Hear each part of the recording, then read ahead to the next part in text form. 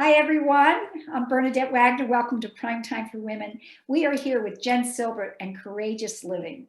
Jen is a life coach, a blogger, and health and nutrition expert, and she's the founder of oh gosh, I just Naked Living. Raw Naked Living.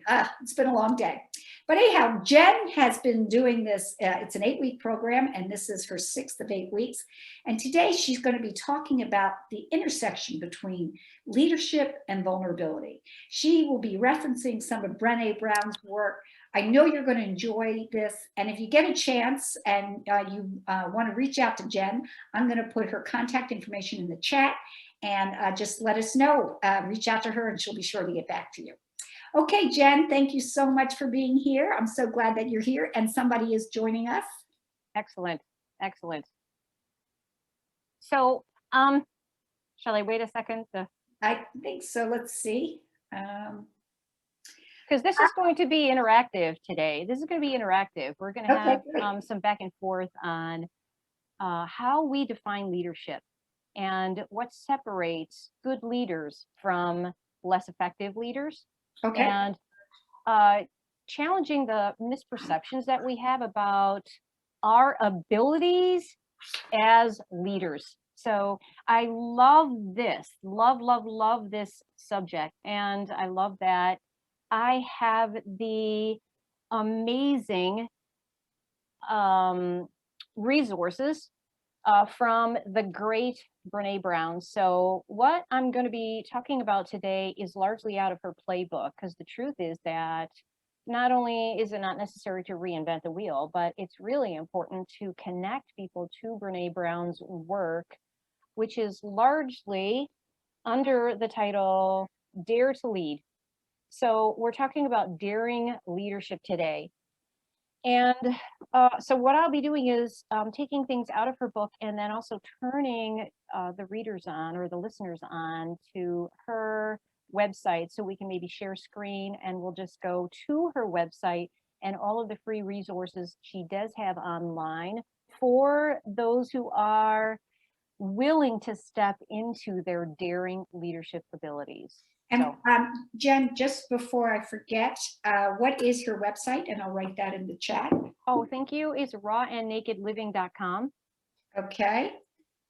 And, from the very beginning of the series, we keep weaving in this topic of vulnerability, right? The connection from vulnerability. Thank you for posting that, because what I do, and just to reiterate and just revisit, I am a certified holistic life coach, but as time has gone on, what I found is that the group that I find I want to work most with is really midlife women. Obviously, that's why I'm here, because this is that stage of life where we find ourselves redefining who we are and exploring who we are, because our roles have changed. Our children don't need us as much anymore.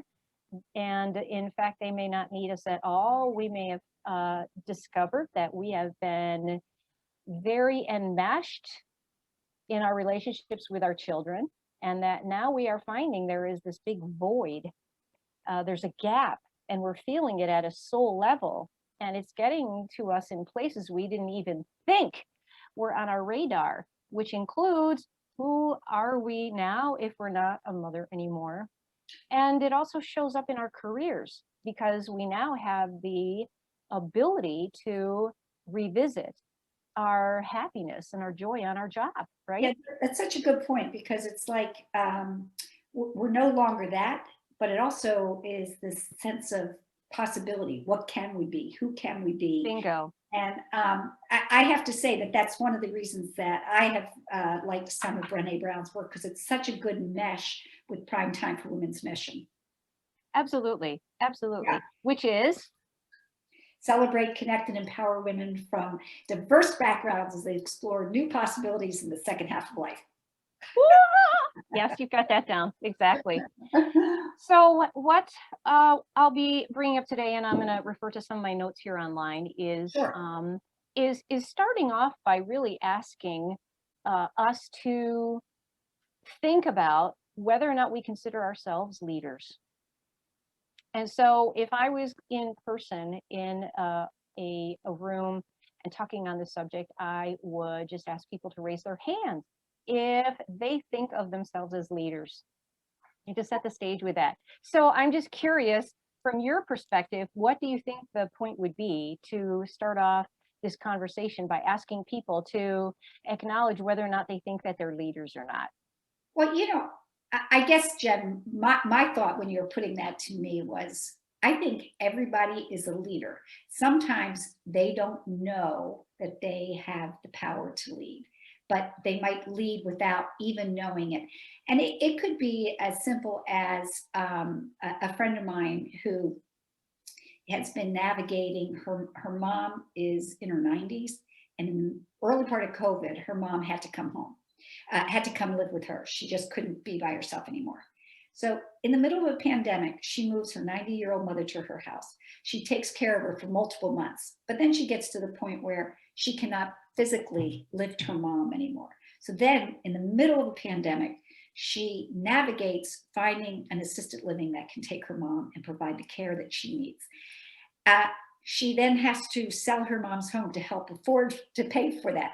And she has to navigate all the siblings who are trying to divvy up the mom's possessions. And to me, there's real estate, there's lawyers, there's medical people, all these things. And to me, this is a woman who is doing it all. And I am inspired. And I don't think she sees herself as leading, but to me, I'm like so empowered just knowing if she can do it, I can step up. And she said to me, I said to her, how did you figure out how to do it? She said, one step at a time. And what I'm thinking about, I'm going to follow her lead. And if I'm ever in that position, I'm going to do it one step at a time. That's a good, well, first off, that's a perfect example. And Right. that's a perfect segue into this conversation, because that's the point of asking us to raise our hand if we think that we are a leader, is because we're challenging this preconceived notion that you're only a leader if someone appoints you a leader. Right. Only if you've been designated a leader by a job title. And the truth is exactly what you said, is that we all have the potential to be a leader. The challenge is whether or not we're going to step into that leadership role, or we're going to let someone else lead. But if we accept our destiny, really it's our destiny, especially at this stage of our life, to step into this role, to guide others. And think about it, we've invested a lot of years in life, this business of life. We've gained wisdom. I think, if we're not genuinely tapping into our intuition, if we don't have that confidence, if we don't give ourselves opportunities to experience leadership or challenge this preconceived notion that we're only a leader if somebody tells us we're a leader, then we will never step into that potential. Yeah, and it's funny that you say that, because I have often said, and I think it's one of the reasons I actually started Prime Time for Women, is that I think I've hit the stage in my life where if I don't try something that I'm afraid of, I'm going to regret it even more, and the regret would be worse than the fear of trying it.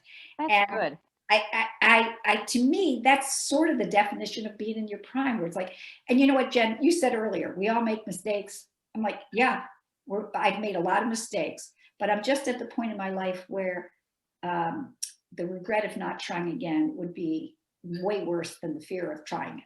That's excellent. That is so perfect. I could not have, I didn't even think about emphasizing that fact, that if that is one of those motivators, is to imagine what you just did the other day. If you saw that, I posted a picture of a graveyard and in my Facebook group, and I asked people, what are some of the thoughts that come to mind? What are some of the life thoughts that come to mind when you visit a graveyard? And it is designed for us to look at that issue of regret. What will be my legacy when I leave this earth? What contribution will I have given to the world? What will people have to say about me at the end of life? And will I leave this world with regrets that I did not step into my full potential? And that includes stepping into our leadership. And my guess is that if we really sat back and examined over our lifetime, especially if you're a parent, it's kind of a no-brainer. I mean, absolutely, you step into leadership potential with no playbook. Think about it. No playbook. Yeah. Because I used to say, these darn kids don't come with an instruction manual. right. But even if we did, look back now, maybe I'm dating parenting a little bit, but I think I'm in part, this is coming to mind because I have to confess that I just got stuck on Call the Midwife. Oh, I love that show. Yeah. I've been watching that show. So of course it's spanning the years, and now I'm in that season where they're talking about the impact of Dr. Spock and all of his parenting advice. But so Dr. Spock offered some kind of a playbook, and regardless of what you think about his instruction and how it's evolved since then. So us parents, us moms, were just so anxious to just have a playbook because we want some certainty when we step into an uncertain territory. We don't know what to expect. And so one of our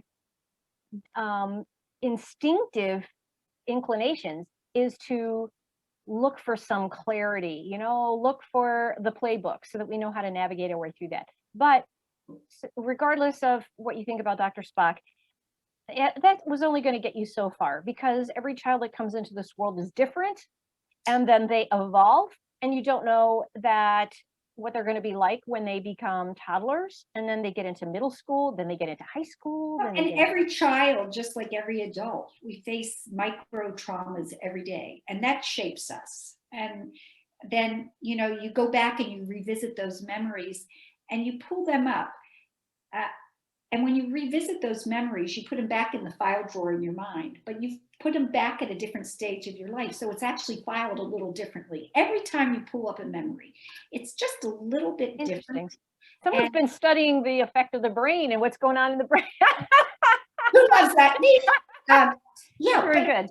To me, I think that's really telling, especially when you're talking about leadership, because I think for people who say, I can't be a leader, I've never been a leader, I would say, and I think Brené Brown would say, that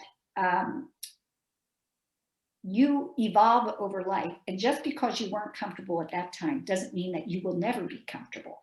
And I always say, keep yourself, and this is one of your big points, I think, with Raw Naked Living, is keep open the possibilities, right? I mean, you talk about, being vulnerable, and being vulnerable is a little bit like that.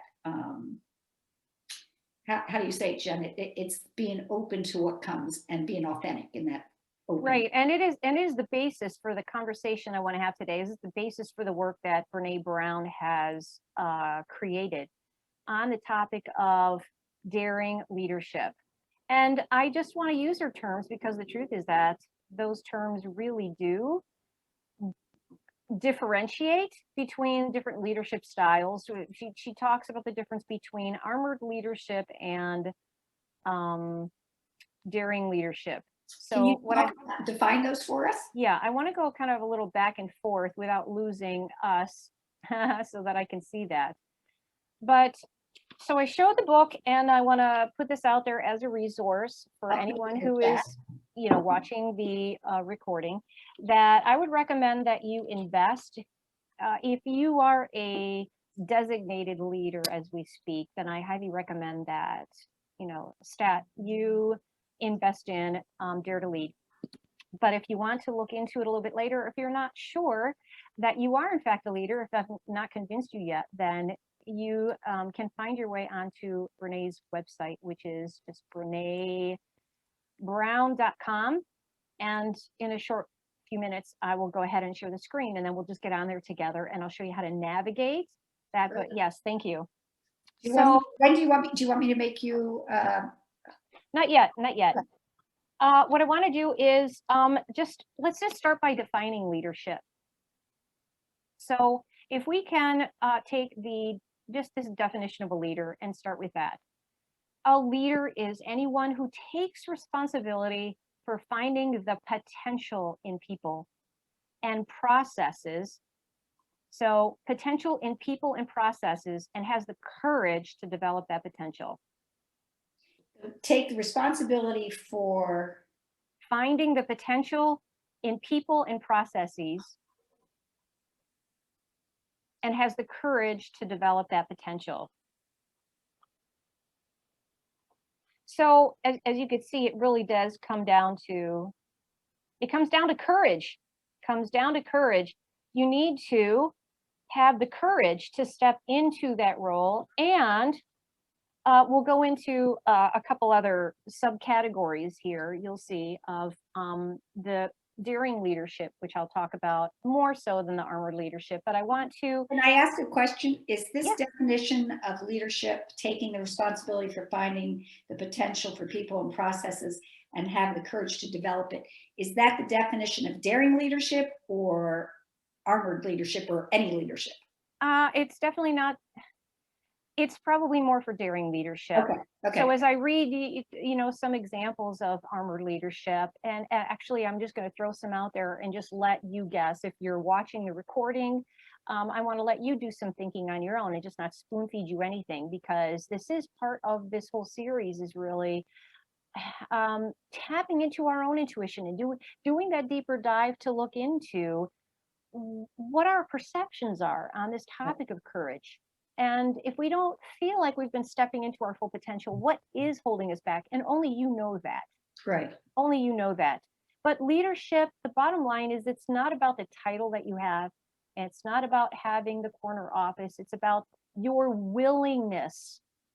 Okay? Like I just read, having the courage to step up and to put yourself out there and lean into your courage, because the world more than ever needs brave leaders. Mm-hmm. And so this is why I say I'm so excited to talk about this, because many of you out there have the potential to be a leader. If you lack confidence in your ability to lead, I certainly would be happy to guide you through that process, but you won't get that unless you give yourself opportunity, or you take advantage of opportunity, get the experience to lead. So the same thing for developing confidence.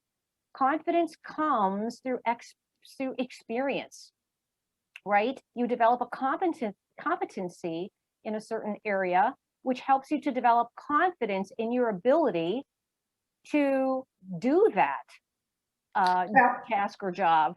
Yeah, and that's like right before we started, we were both talking about trying to navigate technology, right? We didn't know, we didn't have the confidence. We did it anyhow. And over time, we've developed, I wouldn't say I have total competency. You have more than me, but I have more confidence and more competence. And hopefully, as I keep doing it, I'm going to have more. That's it. And that's really what it comes down to. It's just, I just have a more experience. So maybe I've had more years, maybe I've had more experience, well, but more courses too. You have been a commit, and I will say this is one of the things that I give you a lot of credit for, Jen, is that you pursue the knowledge behind how to be more competent in social media.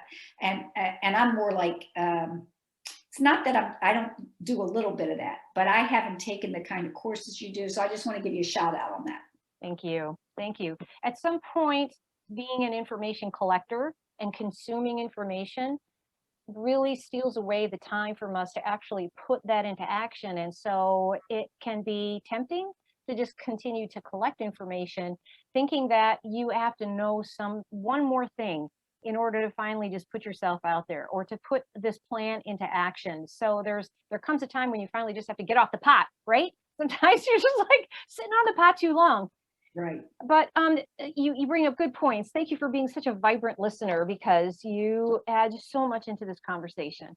And it would be exciting to be in a room where we have a group of us all together having conversations on this topic, because this is where we step into our full potential. This is where we stop with just consuming and feeling like we need to have just one more bit of information or just one more experience in order to step into leadership.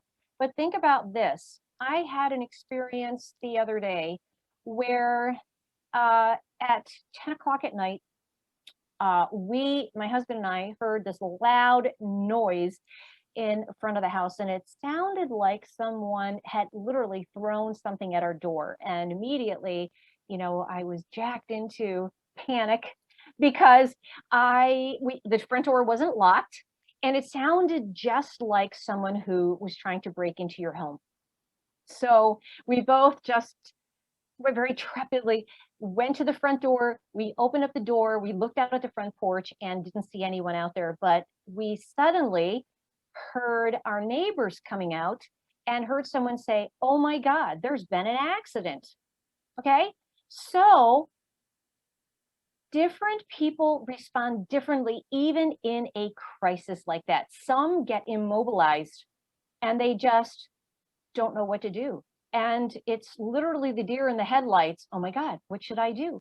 And some spring into action and just go right to the scene. This is the job of the emergency responder.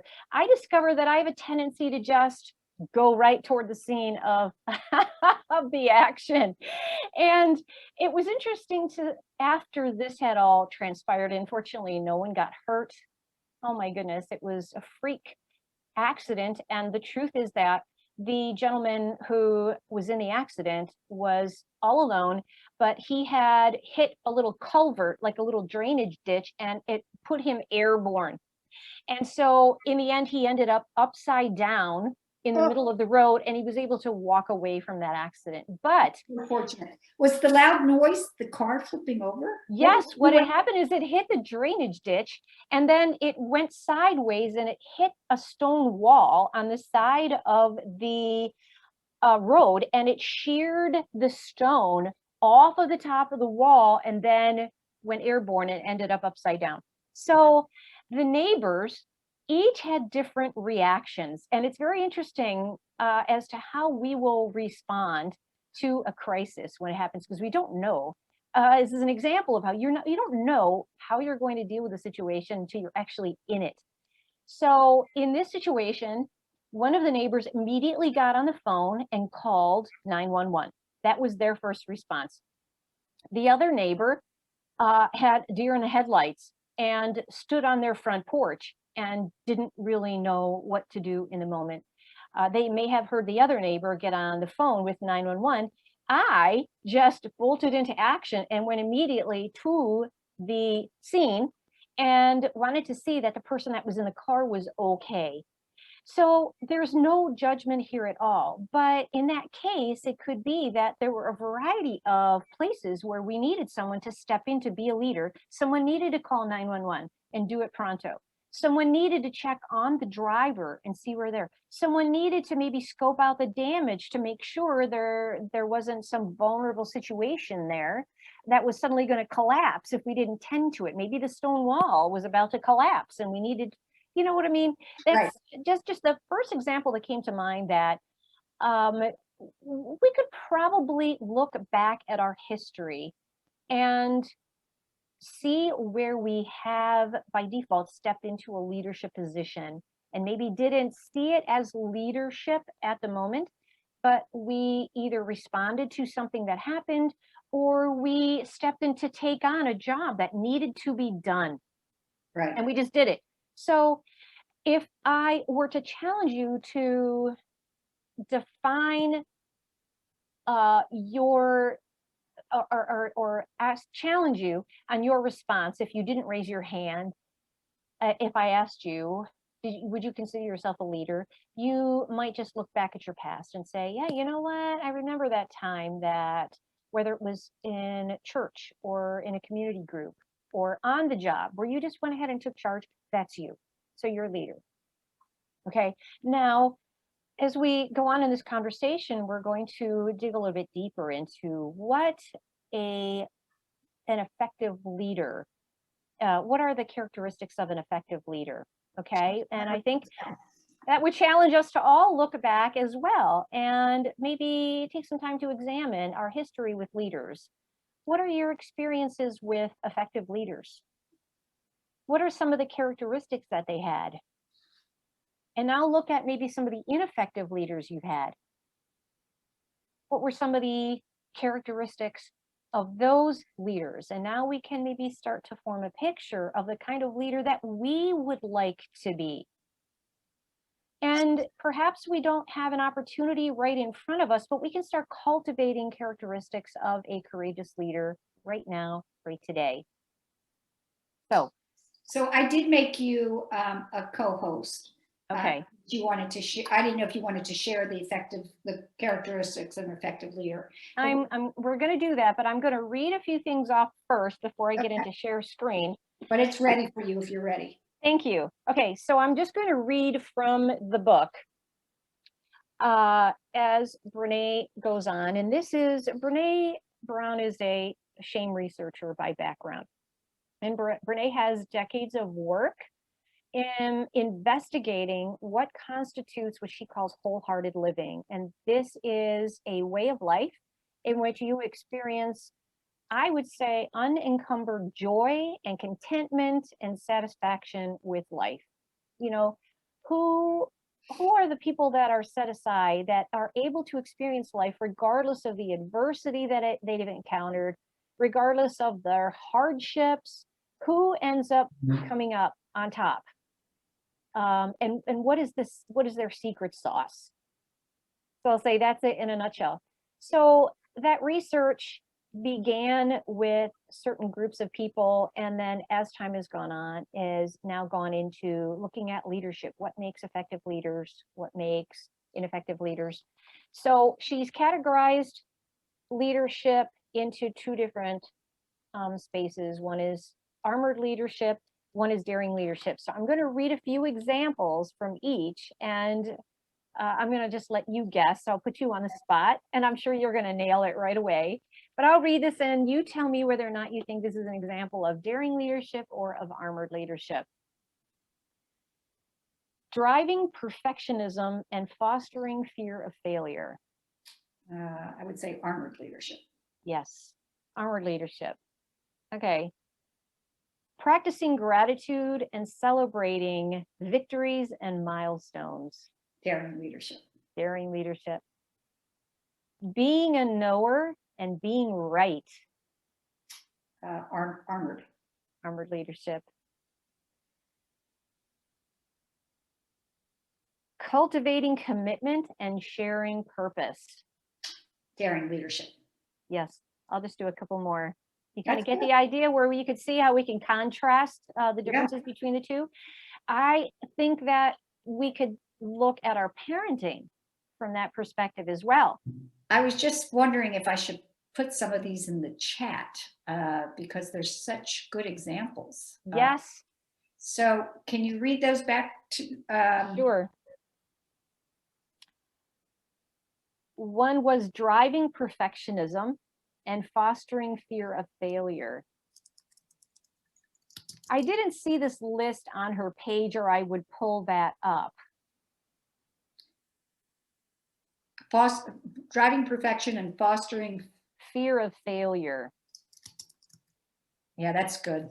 I have to say that I think we all could relate if we just look at our current environment, the political environment, the cultural environment, and see where we can recognize armored leadership styles and daring leadership styles. I mean, we have a lot of our political leaders that are front and center, including all of our governors, our administration, our former administration. We have a lot of examples that we can compare and contrast. So another example I gave was cultivating commitment and shared purpose. Do you want me to just go through, would this be easier if I just gave you first just our leadership examples? Yeah. Yeah. Okay. Yeah. Okay, so let's start with, we'll do 4 of each. Okay. Armored leadership examples. Being a knower and being right. Using criticism as self-protection. Using criticism as self-protection.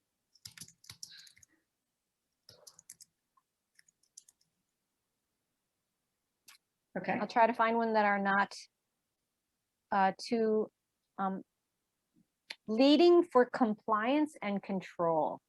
This is big.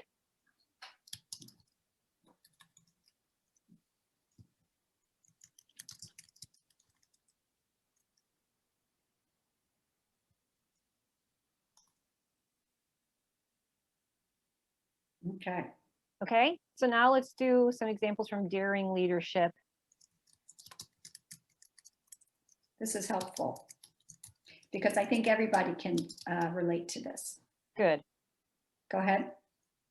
Setting boundaries and finding real comfort. That's interesting. We could explore that.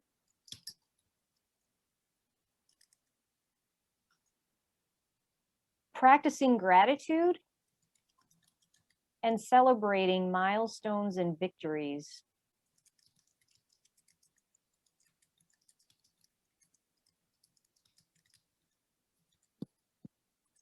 I kind of see in these lists, I think she's got on each side. Well, it doesn't matter at this point. Okay, next one would be being a learner and getting it right. And the opposite of that was being a knower and being right. See, so I think we could, there's a list here in the book, and they're side by side. And what I see is that it's actually comparing and contrasting. You give one for armored leadership and then in daring leadership. But armored leadership, I love this term because if we were to visualize going into our day, going to the job, going out into the world wearing armor. It's really invisible armor we're wearing when we go into the world with a culture of fear, of scarcity, of protectionism. And if you just visualize us just being kind of closed up, wearing that armor, it's like we have to go out there with some kind of protection. And that protection is not allowing us to really engage at an authentic level, at a vulnerable level with the people around us. I'm agreeing with you. And it so resonates with me that this armored leadership would be fear and operating out of scarcity and maybe distrust of others. Yeah. But for so many people, there's traumas in their past. They didn't get to this fearful position for no reason. So how do you support people, engage them to move from that fear mindset into, I don't know what Brené Brown's the opposite of fear is, but for me, I was thinking, if this is fear as armored leadership, hope must be the opposite, a hopeful thing, like, right? Is it? Does it say in the book? Yeah, well, she has a lot. Yeah, there's a lot to say. There's so much to say. And I am going to, as we get toward the end and I show you how you can do an assessment of your own and determine how daring you are as a leader and how armored you are. So you can go through and take this free assessment and get the results and see. Are most people a little bit of both? This is all, there are too many variables here to say, but let's go to this issue, because what I would challenge us all to look at is, regardless of where you are, regardless of the fact that you have had trauma that is limiting your ability, it's giving you an armor that is affecting your how you interact in the world. I'd have you just look honestly at, how is that working for you? How is that working for you? It's all based in fear. So this goes back to the very beginning of our series, which is looking at the world of fear. It's this human instinct I keep coming back to. Our brains are wired to protect us. So when we start feeling fear, our brains are going to shut down and become protective of us. So our thoughts are going to go to that place where we're thinking of just protecting ourselves because of all the plethora of fears that we have. And if we went even further, we could see that some of our behaviors are based in specific kinds of fears. This is where we need to work with someone. We need to reach out and ask for help. Because if it hasn't been serving you well, if it's depriving you of authentic connection with people around you, if it has been hurting you in relationships. You haven't been able to feel genuine love because you've got that wall up, you're protecting yourself. If you're a leader and you haven't been getting the cooperation from the people that you are in charge of, if you've had to resort to force and manipulation and bullying, if you've abused your power and you have the wherewithal to, if you look deep down and you're honest with yourself and you recognize this isn't serving me well. If you look at other effective leaders, I mean, first thing that comes to mind is too funny because I go back to Braveheart, right? If you've seen Braveheart and you look at William Wallace, you know, you look at how William Wallace, I can't believe this is the first thing that pops into mind, but it's because the leader of Scotland, who was Bruce, what was his title? But he was the leader of Scotland at the time, and he could not get people to follow him. And he just idolized William Wallace because William Wallace could just like round up the troops, and they were ready to put their life on the line to follow him, to go into battle and fight for that cause. He had a passion about him, but he had a willingness to be vulnerable and to just be the first he would be the first to go out there. Let's just say that there are probably modern day situations where we have seen people who are willing to put themselves on the line, roll up their sleeves and get down in the trenches with the troops. We want to be like that leader because they influence people. They make a difference in the world. We can see that, we can admire that. So if you look at the armor you've been wearing and you've been hiding behind that armor and you recognize it's not serving you well, then the next step is for you to start looking at where you can peel away that armor. And that first step might be that you need to reach out for help. Whether you need to go to a mentor, whether it's a therapist, a leader, maybe someone you admire, but make a decision. I think that that's a good point because we're all, stronger together, right? The isolation Right. doesn't help anybody move. And if you're willing to reach out, you can improve your leadership skills or at least understand how you want to, right? Right. But I also think that reaching out, Jen, is so important for both our physical health and our emotional well-being. So I'm glad that you brought that up. That it's not Yeah. going There's to no serve shame. you. There's no shame in that. But I think that when we become designated leaders, we put on this armor of sorts to protect us, this unbelief that we have to be the strong one. We have to know all the answers. We have to live up to some kind of expectation in order for us to be respected or for people to follow us. And that could not be more untrue. Right. Because as Renee mentions in here, the most effective characteristic of a daring leader is their willingness to be vulnerable. So I want to bring in 4 categories of daring leadership that she mentions. And I'm not going to go into all of them because we don't have time, but as you go through her material, I want you to take a look at this. And in the assessment, I'm going to show everyone that you could take for yourself. The results will be divided into these 4 categories so that you could see how daring of a leader you are. But the first characteristic of a daring leader is what she calls rumbling with vulnerability. Rumbling? And yes, I just love these terms, which is why I'm like, why bother, going into, creating any other terms because this is really good. Rumbling with vulnerability. And this is our ability.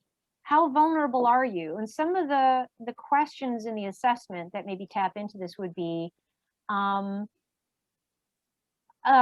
tapping into your level of self-awareness, and your willingness to take risks. I take risks even when the outcome is uncertain. Okay, how would you rate yourself on that? That's one of the questions in the assessment. So, but rumbling with vulnerability, that is a characteristic of a leader? Yeah, your willingness to rumble with vulnerability. Oh, okay, I got you. Yeah, she explains that in her book. So these are her terms, but Questions like, I am aware of the emotions that are most likely to arise for me when I am in struggle. Okay, so this taps into our level of self-awareness. And that's really what it comes down to. It's your knowledge of self. Do you know how you react and respond when you're faced with uncertainty? When the path changes, the plan changes, and now all that work that you just put into following a plan is all up in the air because now there's been a change and now we got to go down a different path. How quickly can you recover from that? This all requires us to be a little vulnerable, to admit that maybe we don't really, our idea isn't going to work. Or maybe we discover this is when we are triggered, our fears are triggered and start coming to the surface. Our insecurities come to the surface. Now, how do you deal with that? Okay, so an armored leader would respond differently than a daring leader. So rumbling with vulnerability is a category in the response. The next one would be living into our values.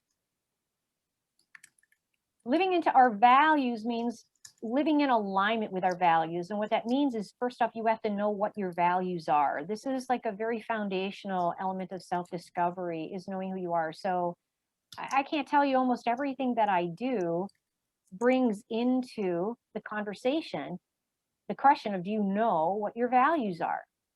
Because if you don't know what your values are, you can't create healthy boundaries. That means you will let people walk over your boundaries because you don't really know what they are. And when people walk into your boundaries, it creates stress, it creates chaos. So let me see.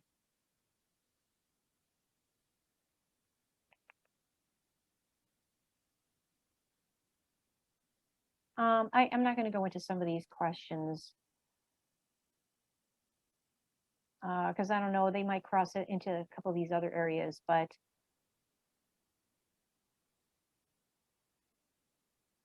okay, so living into our values. Think about how an armored leader approaches an armored leader that isn't aware of their values or doesn't stand for anything, doesn't know what they stand for. How can they effectively lead if they don't know where to draw those boundaries, what's important and what's not important? What hill do they want to die on? Where will so many, I think that that's a good point, because I think if you live in alignment to your values, the opposite of that is living into your ego. And you're always looking for strokes from the outside, seeking that kind of adoration or whatever. Whereas if you're living in alignment with your values, you are living that's good. what is true in your life. And you don't need that external validation. You know, I can remember back when my kids were little, they used to say, everybody else gets paid money for their A's on their report card. How come we don't get that? What's wrong with us? Are we poor? I said, no, we're not poor. We're one of the, we're fortunate. But we also know that doing well in school so you get paid from somebody outside you is no reason to do good in school. You need to do good in school because it feels good to you, because it's going to motivate you in the future. And I don't think my kids got that until like they were maybe in middle school or high school. Of course. Some of them got it sooner than others. But you see this connection from creating your values, which lead to your boundaries, which guide your actions in the future.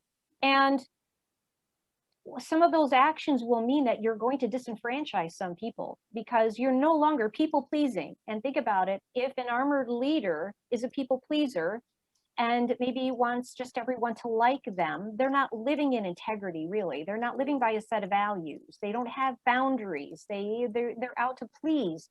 And in the end, does that really garner respect for a leader? I think a daring, you know, the difference between an armored leader and a daring leader when it comes to those who live in their integrity. And that means living your values. And I think these are the leaders that people will follow. Yeah, so I just put a shortened version of that.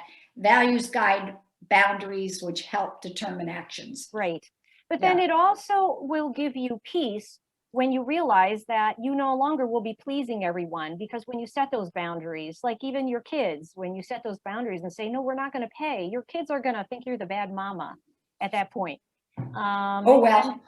Oh, well, right. But when you're living integrity and you know the value behind setting that boundary, then you can live with that. And you will know, I am doing this because this is an important value that I need to impart with my kids. Right. Right. Okay. So the third category of daring leadership is braving trust. Let me try to do a very quick synopsis of braving trust.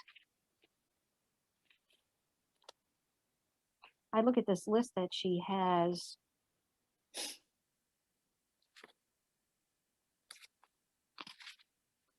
And I don't want to spend the time going through all that, because I think I can just point you in the section in her yeah, you know, her website, which we could is that on the website? Yeah, it's another handout. So let me quick just say the last category is learning to rise. So now, because I think it's too much time to really explain the rest of those. So why don't we share screen, but don't judge me because I have a lot of tabs up on my screen, and I want to just go directly to her website first. Yeah, okay. So let me share screen and we'll just go right to her website.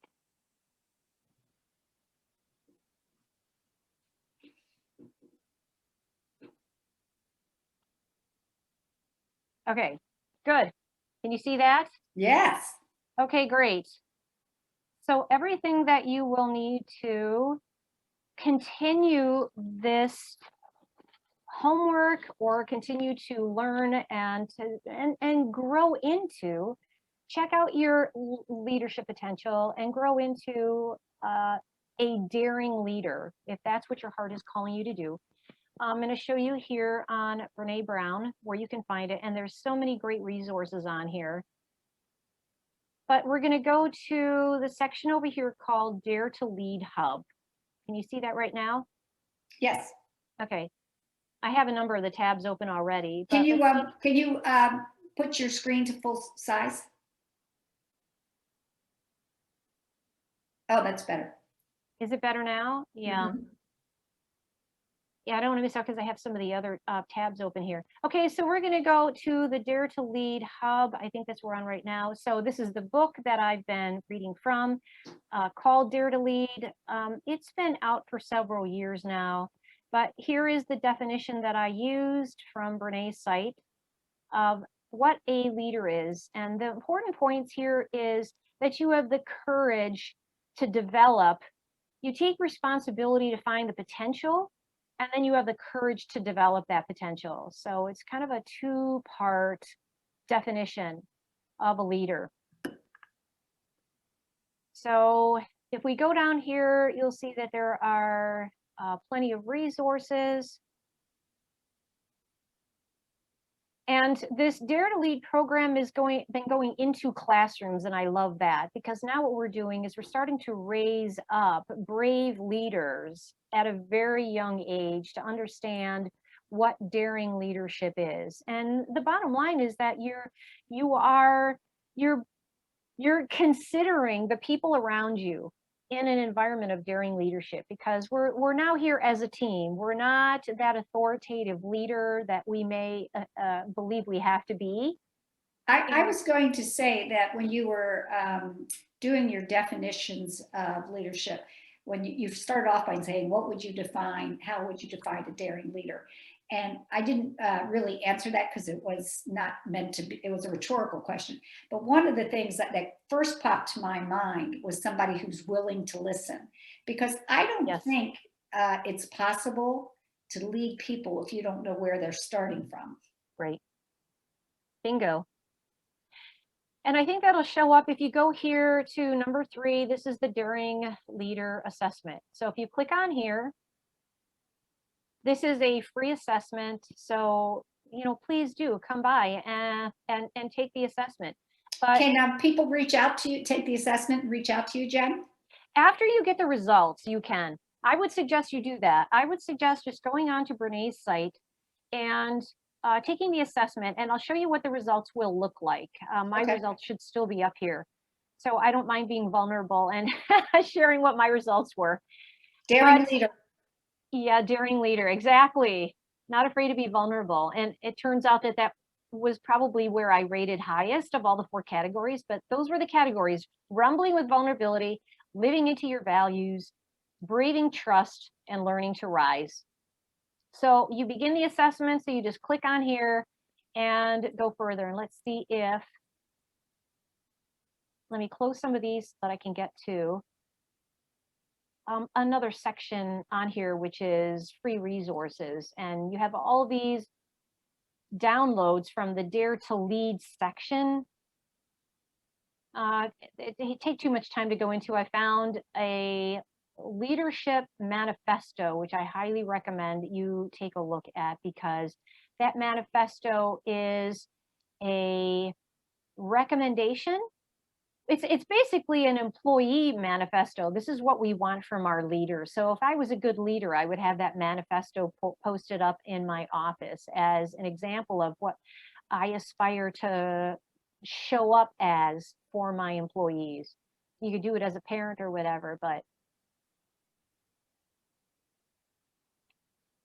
go through all of these. Let me close these off one by one as I get to, oh, here's the manifesto. I love it, but it would be a great thing to print out.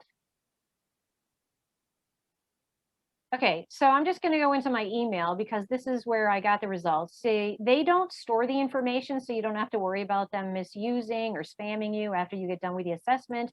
But what you'll get is your scores in each of these 4 different categories, and you'll get a chart. Let me just see if the chart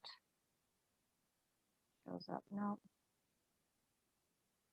Okay, so it's a scale of 1 to 10, and my results are here on a scale of 1 to 10 in the section of rumbling with vulnerability. I scored a 9.6.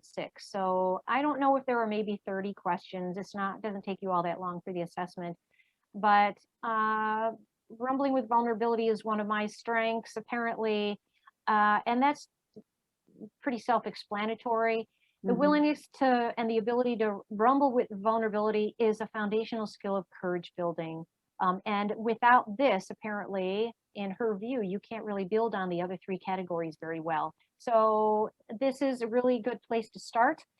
This is one of the foundations of the work that I do with women, and it's predicated on you exploring who you are. It's getting into self-discovery 101. And it's very extensive work. You kind of come to the table wherever you're at in your journey of self-discovery. But if you want to strengthen that skill, then that's the place to start. Living into your values. It's basically living out your values, not just saying you stand for this or that. It's, actually following through. So I didn't do as well on the subject of braving trust. I got a 7.2 in there. And there are 7 elements of braving that she lists, which include boundaries, knowing your boundaries. And here it is: boundaries, reliability, accountability, vault, integrity, non-judgment, generosity.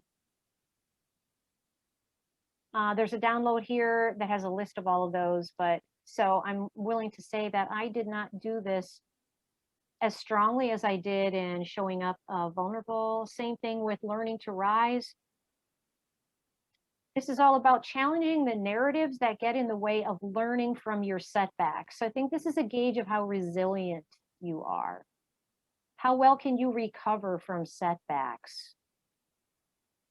And I did not do as well. But you still did well. Here come somebody's joining us here. Let me see.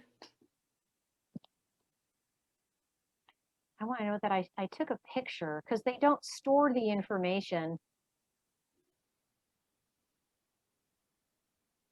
Hold on, if I'm able to get into.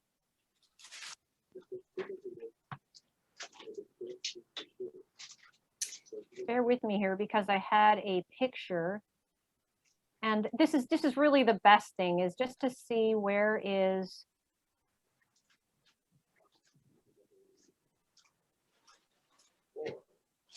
Well, that's all right, Jen, because each person should, they have the resources now. And I think this is invaluable because I bet you a bazillion people didn't know that this resource was available.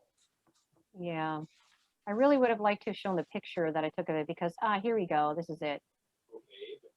Can you see this? Probably not. I have a feeling I'd have to get out of share screen. Can you see the picture here that I just put up? On the side there? That says the scores? No, it's okay. It's too small. You would have to make your screen larger, I think. Does that show up? Yeah, I can see the engaged feedback checklist. But okay, so it won't show up unless I get out of share screen to show it. But basically, you'll just have a visual that'll show you how you scored in each of those areas. So a great resource if you aspire to be a brave. Let's get out again. It says it's 72. You might need to just, I there did. you go. I muted him. Yeah. Okay, so in the end, I find that we all have the capacity to be leaders, to step into a leadership role. And that's really one of the most important points to take away from today, is really our definition of a leader. And then when we understand that we all have the potential to be leaders and to show up as leaders, then we can make a conscious decision about whether or not we're going to show up as an armored leader or we're going to show up as a daring leader. And if our choice is, which I'm quite sure that you want to show up as a daring leader, then now is the work to look closer at how can we cultivate our daring leadership abilities so that we can show up and be an influencer in the world today, because the world needs brave leaders more than ever. We need brave leaders in our homes. We need brave leaders in our neighborhoods. We need brave leaders in our communities, and we absolutely need brave leaders in our world. So let's not just play it safe. Let's explore our abilities even deeper. Brene Brown's website is a great place to start. I recommend just going ahead and taking the assessment. If people want to invest in the book, it's a great investment. And go out and be the daring leader that you can.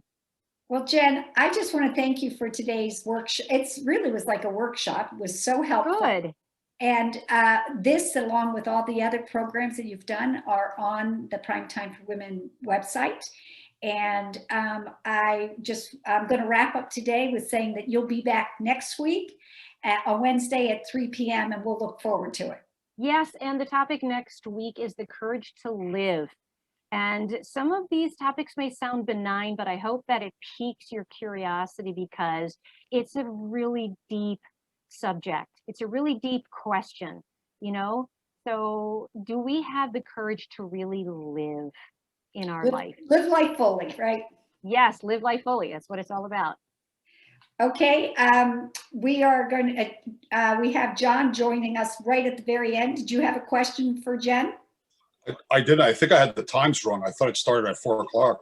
Oh, no, it's then you're early. Sorry, John. But this is available on Primetime for Women's website, so don't miss it. It will be No, I recorded. won't. I definitely won't. All right. Thanks, everybody, for joining us, and we'll see you soon.